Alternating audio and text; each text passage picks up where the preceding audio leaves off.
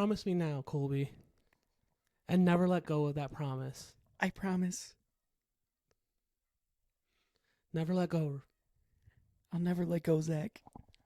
It's not quite the Titanic, but it is a different iceberg that we are talking about today. Fucking damn it. We are here. He showed me that. He's like, this is what we're doing. There was cackling before that was done. And now I understand why. I saw. He was cackling. I'm like, this gotta be a Titanic reference. I swear to God. Yep. Didn't know what it was I though. thought it was something infinitely more stupid. It's not the iceberg that took down the Titanic, but it is Michigan/Detroit sports iceberg. Well, Detroit's in That- Michigan. Took down Michigan? Question mark? Possibly. Ish. Some of them either took down or Shout out Detroit, built Kansas. up. It's a very streamlined. We're not going to get super deep into it. No, not a ton of research done beforehand. No, and we're only going 4 layers It's deep. very, very bare bones. I really didn't want to go to the Detroit Public Library and go pick out 7 books on sports culture. I'm just gonna say, like, looking up weird stories for this, I look up weird Michigan sports stories. Every single search that would pop up was U of M, U of M, U of M, U of M. I'm like, can I get anything else? I did MSU sports, like Michigan State University sports conspiracies. Connor Stalions. I was like, dude, come on. So, yeah, on mine, I did a lot more of like butterflies that are kind of like icebergs, and that's where I'll start. I'll start with Michigan football back in 2016, and JT was short.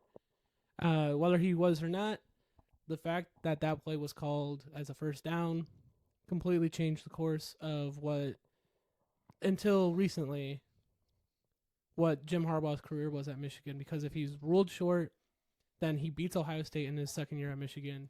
He goes to the college football playoff in his second year, wins the Big Ten championship in his second year, and it just completely changed. A lot of good things go his way right He out would of the not gate. have won the Big Ten championship. Dude, the West dominates the The West East. was so good. But yeah, just like that's gonna be my first layer on the iceberg, is kind of that butterfly effect that went from that could have changed from that, and who knows like what different recruits come in and everything that happens around that. So yeah, that's where I'm gonna start off the iceberg. I'm gonna pass it off to Sam and see what he has to bring us. I thought we were going the other way. Sam didn't have his ready I said yet. Oh, no. clockwise before we started the episode. Nah. Yeah, clockwise Oh, is well. to Colby. Well- Whatever. So mine, We go with the flow here. it's AI Calls the that Mitt flow. that is taking over Ford Field. What? Wait, So what? it's AI that is taking over Ford Field. Huh? So at Ford Field, they have this thing called Crowd IQ. It scans like Must be pretty low. it like scans the crowd, like looks for like takes like a census pretty much. Like looks at demographics. It's probably also scanning tickets. But, like looks at the demographics. Like if there's a lot of kids there, they're gonna send Rory over there. And if there's like I don't know, a bunch of like Oh my gosh, I know what you're talking about now. like a bunch of like The stadium lo- is basically programmed to yeah. have the best crowd interaction during the game. and like if there's a lot of people with alcohol in a section, they're gonna like put like a beer thing across from them so they can see it. Solid. And I I would think- not have thought Okay, to this include makes that. this makes sense. They also did one And for just like transitioning to let AI do it and stuff. they also did actual one for like human the entrances like Calculation. to like so it doesn't like just bottleneck into one entrance. So there's like right. because there's more entrances to Ford There's Field. literally Than there's like one. 8 entrances to Ford Field that you can get into. No one was using the other like 8. Yeah, no one really uses any other entrance besides the main one, and Why that's did we use the main one? because that's We'd the get in closest, so much faster. because that's the closest one to where we park. But and typically where we sit. But yeah, like if you go in the main entrance, you're on the clear opposite side. Well, now you gotta. There's a whole entrance on the other side of the stadium. Fun fact. There's, like There's- I said, there's 8. there's There one are at least 8. every corner. There's Yeah. 9 if you know where to look. Through the roof. My if brother. you're a I Prayer. can't share those secrets. Homie knows something. But yeah, that's mine. AI taking over Ford Field. Ford Field. Full Ford field? Field. Full field. Yeah, I take off for you. I got stutter. I saw you. All right. I saw you. I saw you. I saw you, Daddy. Transitioning over. I'm gonna be annoying. All of mine are Red Wings related because I figured somebody's got to drop the hockey knowledge, and it's probably only me. Fuck your life. Bing bang. Tomato. That's fine. Mine starting with. You pay attention to a lot of the big names the Red Wings had over the course of their cup runs, but not a lot of people realize how many like NHL legends decided to just land in Detroit for a couple of seasons to try and win a cup. Here are all of the Hall of Famers that ended their career with at least a stint in Detroit. Goaltender Dominic Hasek, centerman Luke Robitaille, forward Mike Modano, forward Daniel Alfredson, Daryl Sittler, Brennan Shanahan, Borja Salming, who was the Nick Lidstrom before Nick Lidstrom, Brett Hull, Chris Chelios, and Paul Coffey, to name a few. Shout out Chris Chelios. There was a minute where if you were a veteran free agent and Detroit had an opening, if they sent you a call, you picked it up and accepted a contract before you hung up the phone. Like it was, wow, the Detroit Red Wings are ready to go on another run. I'm ready to be a third-line center for most of the season. That sounds about right. And Get your name on it. it's exactly. Dominic Hasek was the starter when they won in, I think it was 2002, I think? I don't remember. But a lot of those guys, you pay attention to the big names who started in Detroit, stayed with Detroit, ended with Detroit. You got a lot of guys who filled in that don't really get a ton of attention. One of them is Brett Hull. He gets a fair amount because he was on the line with a rookie Zetterberg and Datsuk, who over a 30-something game span, the three of them combined had 76 points. It was goofy. That's a lot. But yeah, that's like the that start movie. of mine. That's the tip of mine. The tip. The Just tip of the my iceberg is 2008, 0-16. Hooray! A little bit of a butterfly effect too, because 0-16 doesn't happen. You don't get Matthew Stafford. Matthew Stafford doesn't happen. You don't get these. Are we good? Are we not? You don't get these. Are we good? Are we not? You get no Matt Patricia. You get no Matt Patricia. You get no Dan Campbell. Whoa!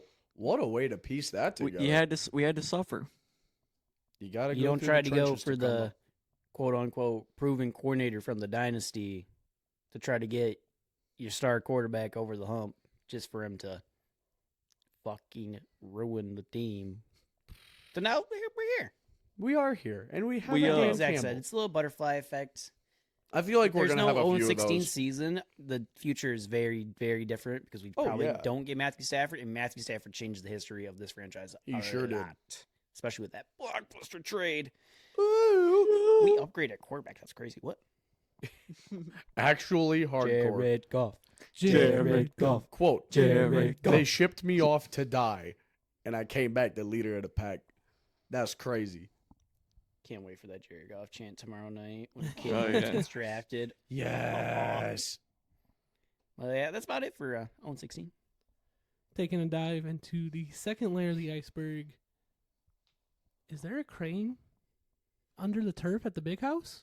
What? Who knows? So construction in the It's the fucking. Huh? Did you get buried? so yeah, that's, Forget a crane, that's why I'm bro. gonna get into it. So Are we and talking about the construction equipment or the bird? no the construction. Yeah, I equipment. figured. How you So- just forget that? Oh my god, bro! If you let me get into it, No, you can't just drop a bombshell like that and expect all of us to be like, tell me more. Of course we're going to be like, why the fuck are you talking about a he's crane? asking the question. I'm about to get into it. So 1926, they start construction on Michigan Stadium. There's a high water table in the soil where they're working, so it's getting pretty muddy. Happens a lot. There's two different stories to it. So I mean, you've all been to the big house. Yep. Mm-hmm. Crazy that The it built crane- that long ago, and it's still Yeah, as we're- impressive as it is. We're Oh, reaching yeah. almost the 100th year, but the crane was where the field is. How are you going to get that out after you have built everything up? He just knocked it over and buried it. So Hey, yo, wait a minute. yeah, that's one of the theories is that the company was like, well, we can't get it up that tunnel, so we're just going to bury it here. The other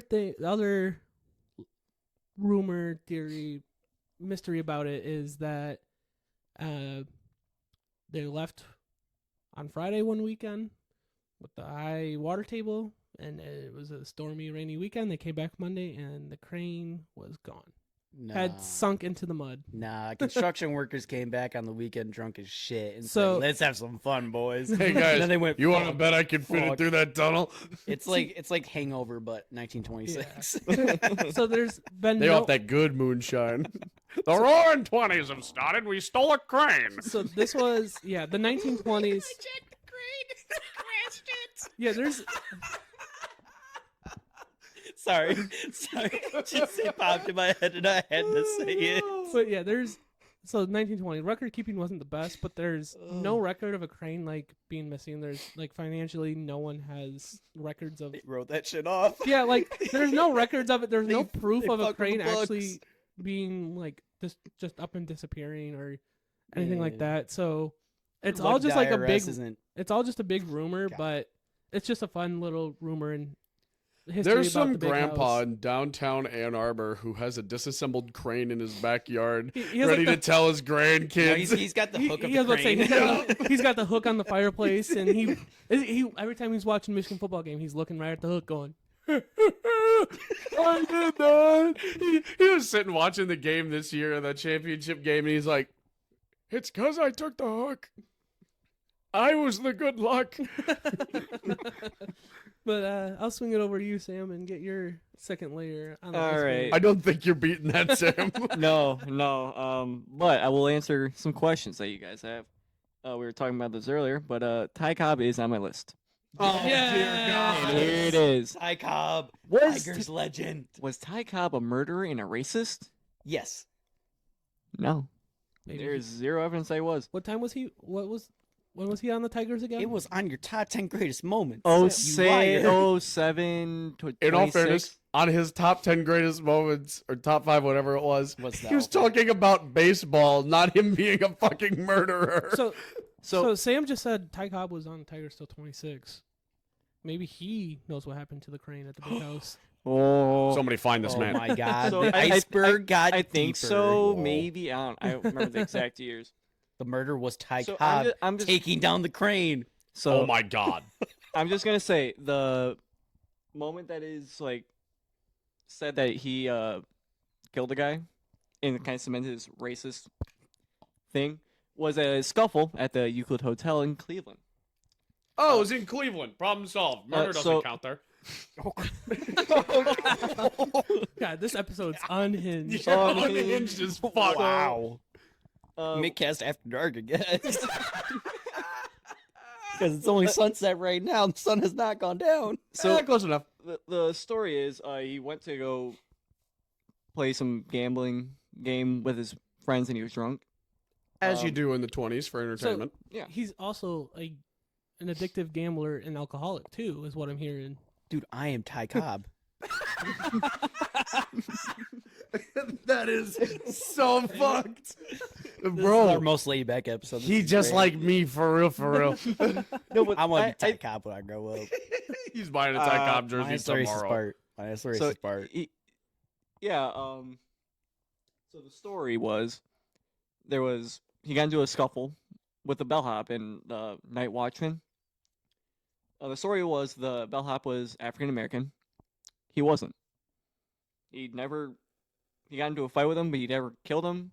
He wasn't black. And there's also like zero evidence that he was racist.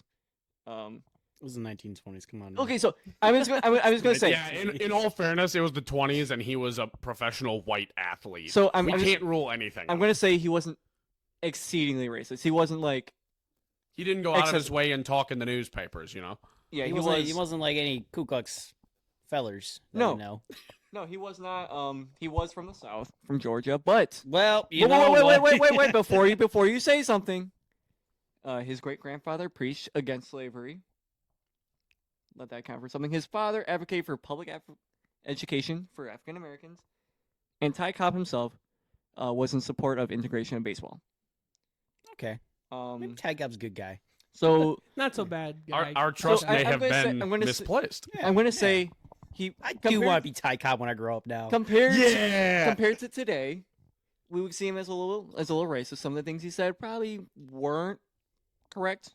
Once again, the 1920s. Yeah, but like he wasn't exceedingly racist for the time.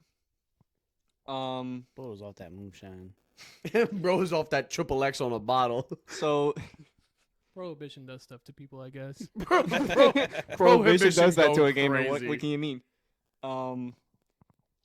The stories of him being, exceedingly a KKK member and all that stuff were written post his death. Oh, so his haters talking shit. Sort of. The dude It's the wrote an bellhop. autobiography and embellished stories, and then forged his signature on a whole bunch of copies. Fucked. It was a whole money making scheme. And another dude wrote a book. They're both whole money making schemes. So it was basically just an attempt to make money off this man's life yes, and ruin his reputation in the I got- process. all of this stuff from MLB.com. So I It's don't know. been if they're trying to- posted by the league. I don't know They're if they're trying to- protecting their players. I don't know if they're trying to protect. I mean, I don't know, but We'll leave that one up for personal interpretation. leave that one up for personal. Let us know down below. Let us know in the comments. Especially you, Rand. Was Ty Did he Cobb murder racist? that bellhop? Ooh. You decide. Can we please integrate back into sports, please? Yeah. Okay. Oh, just wait. Just wait. Oh, Oh, no. We're God. leaving sports for me again. So, on the same boat of the names you don't really think about in those championship teams, this one up there, but I start with a question. Oh, is this what I think it is? When players get traded Yes, for, it quote, is. future considerations, what do you think the lowest amount has ever been for a future I consideration? know the answer. I'm gonna keep my mouth shut. I know the A answer. bowl of Cheerios. For the fans at home, Bag of Doritos from the vending machine. before the 97-98 Cup run, I don't remember exactly what year it was, forward Chris Draper was traded to the Red Wings from the Winnipeg Jets in exchange for future considerations because the Jets just wanted him off the roster. They wanted the space, so be it. Draper then played the rest of the season with the Red Wings. Time finally came for future considerations to come, and both parties decided that it was far too much paperwork to try and do anything else. So the final trade was Chris Draper to the Red Wings from the Jets in exchange for $1. Let's go. That is it.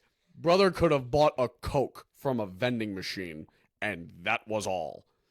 You could have Chris Draper, a professional athlete, or a Big Mac sandwich. I'll take that Big Mac. Oh, Winnipeg took the Big Mac. Do they have? They got that man for 99.9999999999999999999999999999999999999999999999999999999999999999999999999999999999999999999999999999999999999. Why did What just happened? Mittcast After Dark? Yay! Darkcast. Whoa. Katie, That's gonna be make tomorrow. a custom logo. That's Mittcast gonna be After tomorrow. Dark. Anyway, yeah, that was my number 2 one. Okay, so my number 2, it's pretty recent, and you might be questioning, why is Cam Sutton on the Iceberg? We know he was involved with domestic battery, and he turned himself in and was arrested and formally released by the Lions. Where was he for the 2 weeks that he was at Lions facility and said, hey, you have a warrant out for your arrest, go turn yourself in, to when he turned himself in? It was a 2-week period. Where was he? That's what couldn't- I'm saying. No one could get in contact with him. The Lions couldn't. The family couldn't. The authorities couldn't. Where was this dude? Bro was off grid. What was he doing? Was he hiding something? Did he do something Whoa. worse and he was hiding something? Did he need time? He needed time to process whether he was going to go play in Canada. Canada has extradition laws. I So meant do most Mexico. countries. They do too. Also have extradition laws. I meant Russia? Nope, they don't. Well, he ain't there. You can but- say that. Like, think, where was he? No one knew. He disconnected his phones. Yeah, had no contact. They could not He wasn't ping at his his cell place of phones. residence. He was just gone. For 2 weeks. Literally, Gone. he disconnected his phone from his phone plan. He had no phone. Bro went across the Spider-Verse. Like, he was just Audi 5000 for like And 2 I'm weeks. sure he didn't complete any transactions. Oh, Because they no. could have tracked that too. Yeah, unless he Unless just cash. took out a shit ton of cash and went about his day before he was turning himself in. What happened? What did he It's do? a good question. The world may never know. Just like, is there a crane under Yeah. the big house? Is there a Did crane Ty under- Cobb kill that bellhop? Was Chris Draper worth that $1? The world may never Yeah. know. There are two answers to that question. Yes, he played good hockey. No, he cost thousands of dollars to fix his face. You like how I just tied up the All- second the layer second all together? layer all together. And What I'm a going time to to be pass it alive. on off over here to Now- Zachary. Yeah, getting into the third layer, I want to talk about how a white European ruined a potential NBA dynasty. And no, I'm not talking about Nikola Jokic. Or I'm talking about Dark. Darko Milicic. Oh. Taking it back. The Hearing his Pistons, name just makes me upset. the Pistons were already a really good team. I don't remember the exact trade that got them because it wasn't their pick, that the number 2 pick. They ended up with the second overall pick in what's probably one of the best NBA classes of all time. I have the class pulled up if you want me to run through it. LeBron James, Dwayne Wade, Chris Bosh, Carmelo Anthony were all in this draft class. I believe there was a few other standouts in the draft class. I mean, just for the top 5, this is how it went. LeBron. To Darko. Cleveland. Darko. To Detroit. Melo. Carmelo Anthony. To Denver. Could you Chris imagine? Bosh. To Toronto. Dwayne. I'm take the mic away. Dwayne Wade to the Miami Heat. The neighbors Yeah, heard so that one. that's and the Pistons went on to win the championship that year. The very next season, they went on to lose in the finals to the San Antonio Spurs, and then they proceeded to make the Eastern Conference Finals the next 3 or 4 seasons in a row. And since that last run to the conference finals, they have not Kyle Korver was in this draft class? they have not won a playoff game since then. If they would have drafted Carmelo Anthony, that's Who knows where they'd be? Yet again, another butterfly effect. it's Carmelo was so good. crazy to What? So think about what could have been. Darko being taken number 2. Was there like a draft projection saying he should have been number 2, or No, did he not- just go? Not really. So the Pistons, what they did is they drafted Darko because they thought the ceiling was super high with him, and that because of the team that they had that was super deep, that they would be able to sit and develop him. And clearly, that never happened. I guess so- the logic was decently sound. Like they had a game plan with him, and it wasn't just come on board. yeah, it just hurts Yeah. to think about what could have been, because it either would have been Melo or Bosh. It wouldn't have been Wade with Billups and Rip Hamilton on the roster. So it's down to Bosh or Melo, and Melo would have been crazy, man. Melo on those Pistons team E. would have been Elite. elite. That because they already had a stacked 5. Oh yeah. Because you got Rip, you got Chauncey, you got Tayshaun Prince, you got the Wallaces, and if you add Melo, someone has to be a 6-man, and He'd probably it a force his way into that badass- 5-man rotation eventually, yeah, sitting one of the starters as 6-man. yeah, You- it's crazy to think about what could have been with the Pistons. But I'll pass it over to Sam for his third layer. All right, let me get my Fucking list pulled up. Darko. The Curse of Rocky Colavito. So this one technically isn't a curse on Detroit, but it involves Detroit. Rocky Colavito was the reigning American League home run leader for the Cleveland Indians. Now Cleveland Guardians. Yeah, and they made a great decision. They dealt him away Trade when the value is high. to the Detroit Buy low, Tigers. Sell high. And you know when he learned about this trade? While he was standing on first base at an exhibition game in Memphis, Tennessee. Well, that's fucking awkward. Yep. So Imagine being mid-game and you learn you're already on base. The fuck do I do? Someone take my place? it has happened where players have been traded in the middle of games and they've got their It's standing almost like- ovation. It's almost like Darren Waller getting traded right after his wedding. Oh, Like day after. So this curse has been effective. It was effective immediately. Within hours, this stadium burned down. Huh? The stadium caught fire and burned down. Nah, ain't no way. Swear. Did a crane start the Swear to fire? Ty Cobb himself. We're gonna spend the entire rest of this episode trying to figure out what the fuck happened to this crane. Bro, So like, the so crane the rolled up. Tigers stadium burned down? No, the stadium they were playing at in Memphis. Okay, the exhibition stadium. It just What? caught fire and burned down. So you're telling me we have a potential murderer and racist and a potential arsonist as former Whoa. I Tigers? don't think he caught. I don't think he did that. Nah, he got so mad he burned the bitch down on his way out. Not probably not. I don't think he would be happy. He lit a stress cigarette, dumped it in a trash can, and went about his way. Lit a cigarette in the bathroom. Said, "Nah, I'm done." Oh, dude, that is crazy. The last time the Cleveland Indians / Guardians have won the World Series was in 1948. They've made it twice since. Fucking nerds, win something. They choked a ninth inning lead. Wasn't And it Gabe also said- a 3-1 lead? Series lead again? Against the Cubbies. Oh. No, that's a different. Oh, One. They choked. they choked both times.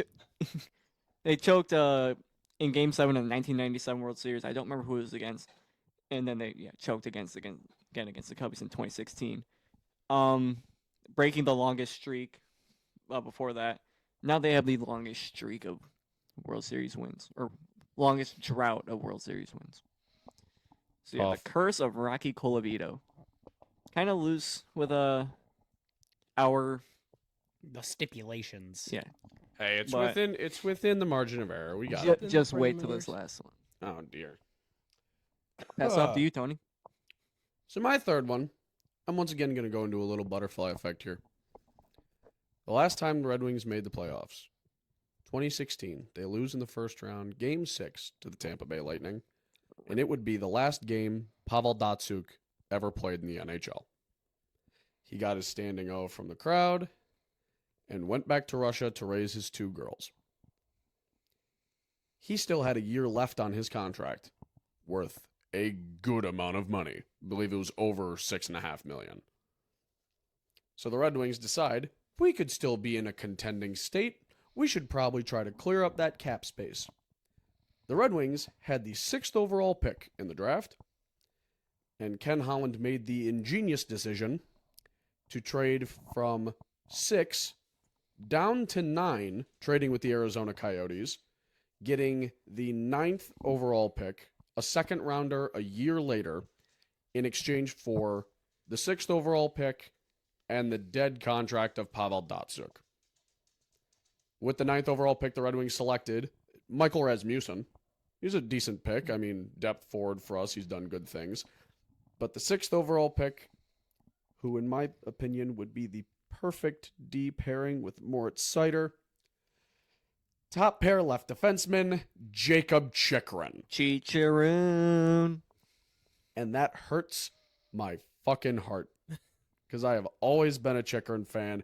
I've always wanted to see him on the Wings. So when I learned about this trade and what could have been, heart shattering into pieces. And I learned about it when Moritz Seider's D partner was Nick Leddy. Tough. I will say, Tough time. Chikrin does look good in Kachina. Well, the Kachinas are not only not on his body anymore, he plays for Ottawa, and they're moving to Utah, so They can keep the Kachina. they might actually. There's consideration that whatever team they go with will have a Kachina alternate. Anyway, I digress. Sexy. Datsuk, if he had stuck around for one more season and finished out his contract, the Red Wings would have drafted Jacob Chikrin to cement that top pair left D. And then eventually, Yzerman would see the value in it when he came in, take Moritz Seider, hopefully, and the world would be at peace. And the D-core for the Red Wings would be infinitely better. And instead, Arizona got him for moving down a couple spots, taking on a dead contract while they sucked, and then ended up trading him to Ottawa for like 3 first-round picks. Goddamn. Goofy what could have been. And now on to Colby. So my third layer is the Pistons getting consistently robbed the past couple of years. Oh, dear. Of that number 1 overall pick. That's tough. We had the tied best odds for number 1 in 2022. You want to know where we fell to? Was it 4? Fifth. 5th. Granted, still And got that's- Jaden Ivey. Not bad, not bad. However, Paulo Banchero went number 1. Chet Holmgren went number 2. Chet.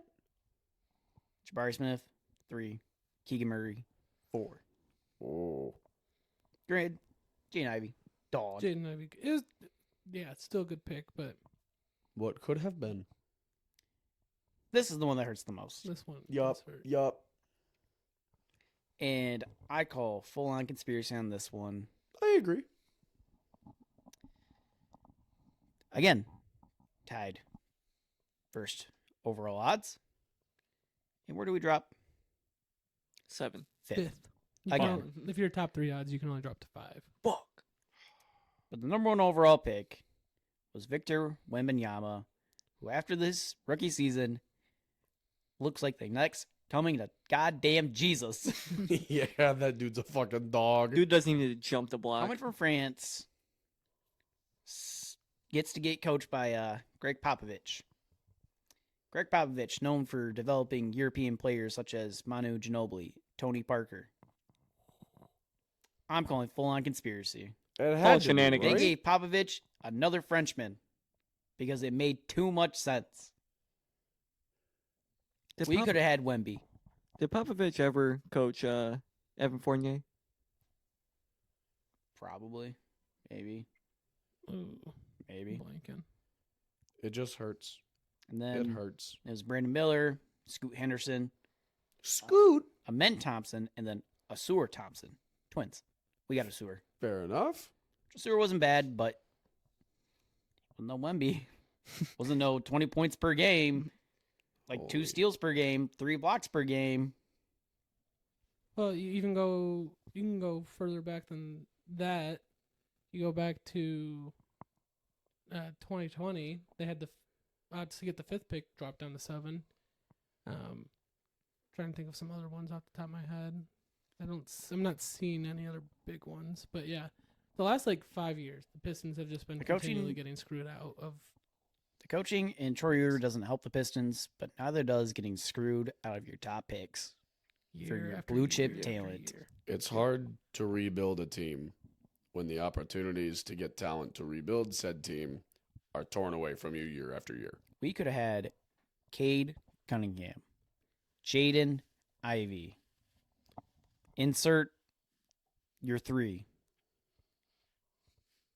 Jalen Duran / Wemby, and then again Jalen Duran / Wemby. Yeah. Or This could be one of the best young teams there is. Could rival the Thunder. I was about to say OKC should have watched their hat, but they don't have to Yeah, they don't because have to. womp Because womp. we have Nope. no wings. And they refuse to start Jalen Duran, even though he's a double-double machine. watch. What's going to be funny is this is considered probably one of the weaker NBA draft classes in recent memory. This will be the one we get the first overall pick. Yep. And then other fans from other fan bases will be like, "Why are you guys complaining? You got the first. Shut And we're gonna up." Get like fucking Kyle Filipowski. Yeah. Oh! He looked good, and then Duke shit the bed and was dog shit this year. That is the world's fattest. Oh! Where's Deuce? But he's a wing, and you know what we need? A wing. God damn it. I'll show you a wing. I'll pass it off now. Pass it off. All right. The saltiness has yet to subside, but this segment has. Reaching down to the bottom layer of this iceberg, I'm starting with. We can't even see the sun anymore in this. We're so No. deep. But, Now it's truly Mittcast After but Dark. starting with the bottom layer, he was a big name back in the day. Not so much now. He's kind of fizzled himself out. But Sam Bernstein? Les Miles. Did bro just drop a Sam Bernstein? Broke me. He just dropped go. True Detroit legend. But Les Miles declining the Michigan job, not just once, but twice. In 2007 and 2011. What a fucking nerd. So he was at LSU the first time he declined. He was getting ready for the SEC championship game. And this was the crazy year, the year that Michigan lost to Appalachian State. LSU had 2 losses going into the SEC championship game. He declined the Michigan job, won Year the of the SEC upset. championship game, and then won the national championship that year. You followed up 4 years later, going into 2011. LSU went undefeated in regular season, won the SEC championship game, had a rematch against Alabama for the national championship game. Little guy from Ohio State who works on game day, Kirk Herbstreit. There's kind of depends on who you listen to and where you look, but kind of supposedly leaked the deal that Les Miles had agreed to go to Michigan before the national championship game, and the national championship game was going to be his last. That really pissed off Les Miles. If there was a deal that fell through, never happened. He wasn't like a bad coach. He wasn't a great coach, but it's another butterfly, and it's just kind of What truly could have what happened? could have happened. And Joe Burrow at Michigan? no, not Joe Burrow, just no Jim Harbaugh. Maybe if Les Miles takes the job, it just probably would have never lined up if he took the job. Because if he took the job in 2007, coached 6 years, then that's before Jim Harbaugh. And if he took the job in 2011, he's there too long for Jim Harbaugh to get fired from the 49ers and then come to Michigan. So it's just when you look at stuff like that, it's kind of crazy. It's like, and when it happened, you're kind of bummed out. But looking back, especially after this year, you're like, okay, we're fine. I mean, You the know. MSU dip budget doesn't need to be as high without Jim Harbaugh. But yeah, I will move it over to you, Sam, to get your last layer on the All right. iceberg. Did you just imply that U of M has a budget for Jim Harbaugh's dip? Yeah, and he said MSU. Did I? Yes. Oh, I wasn't even thinking. After Dark now implies that all of us are sloppy. And tired. This is tragic. Going from U of M back to U of M. What's U of M's thing with dictators, huh? What the fuck? I think I know where this is going. I think I know The where this is segues going. in this episode have been fucking off the wall. What just happened? I'm gonna introduce you to Francois Duvalier, also known as Papa Doc, the former president, I say that in air quotes, of Haiti. Yeah, yeah. He spent a year at Yep, I remember. University of knew that. Michigan studying public health. Where's the sport relation? Just wait. Oh, It's Oh. coming. Oh! It's coming. Just wait. When he took power in When he took power in Haiti, he had a little secret police called the Tonton Macoute, and roughly 60,000 people died under his rule patronage. Bro you may be actually wondering, did his homework. What is did. this social studies lesson? This is why he was late showing up. deadass, I was listening to a podcast about him on the way here. Oh my Christ. But you may be wondering, where's the connection to sports? Yep. Well, the year that he was at U of M, they went 8-1 in the record. They were 100. They swept the conference, and that's really the only connection I can find. Oh my! He just wanted to talk about fucking Papa Doc. I know. Fear tactics. This dude really just wanted to talk about a dictator. He's like, oh, by the way, U of M did pretty good that season. Yeah, they did. Wasn't it the Unabomber who also went to U of M? The Unabomber did also go to Michigan. What the fuck Yeah. is happening? Yeah, dude. I don't know shit, why. thought that I one don't know up. how I pulled that out of my ass, but Hey, I was we like, didn't I have think I Jeff- watched the video and they said we he didn't was have U of Jeffrey M. Dahmer though, so that's okay. Hey, you know. The Industrial Ohio State. Revolution and its consequences. Oh. I want this episode to be over. All right. You better speed run your shit. Well, my last point is going to start with a Trivial Pursuit ass question. Do you guys know the only NHL player in history to score a game-winning goal before they scored their first NHL goal? You told me Anthony but I Mantha. can't remember the name. First round pick in 2015, Pavel, that's it. Evgeny Svechnikov. And a lot of people at home are going to say, who? And that's warranted because he made his only NHL appearances for the Wings when they were shit. It was after the playoff streak had ended, about 2018. He finally got some decent ice time, but let me take a look here. He made his NHL debut at the very end of the 2016-17 season on a random-ass game against Ottawa. And they played him on the third line and never fucking played him because Jeff Blashill is an asshole. And they make it to a shootout because both of these teams are dog shit. They get to like the fourth round of the shootout. The Red Wings are like, yeah, fuck it. Throw out the kid. See what happens. He fucking tears Craig Anderson apart. Such a silky little goal. 5-hole. Gross. And that ended up being the game winner. But per NHL rules and stipulations, a goal in the shootout does not count towards one's individual stats. So Evgeny Svechnikov placed himself in history as the only player to score a game-winning goal before their first NHL goal, which, when you read it out loud, seems fucking impossible and stupid. But fuck, I loved Svech with a passion. I'm upset they let him go to free agency. He wouldn't fit now anyway, but, you know, and now he ran off to Russia, so it doesn't matter. But that is my... We still got Andre in the NHL. for a minute. That is my last fact, and it's only so special because nobody fucking paid attention to the team at this time this actually happened. So, now we'll get to a story that doesn't seem so deep at the surface. But when you really think about it, it gets pretty fucking deep. And that will be the firing of Mel Tucker by Michigan State University. Oh, dear. So, face value, we all know what happened. We don't need to recap it. It's probably not YouTube friendly. Yeah, if you need to figure out what happened, Google it. Now, however, so MSU didn't know about this for a long time, and they were investigating him. We all thought he was a shit after the K9 year, and he got his big boy extension. 10, And 100 mil. then after that, it all went downhill. So this happens. They're investigating him.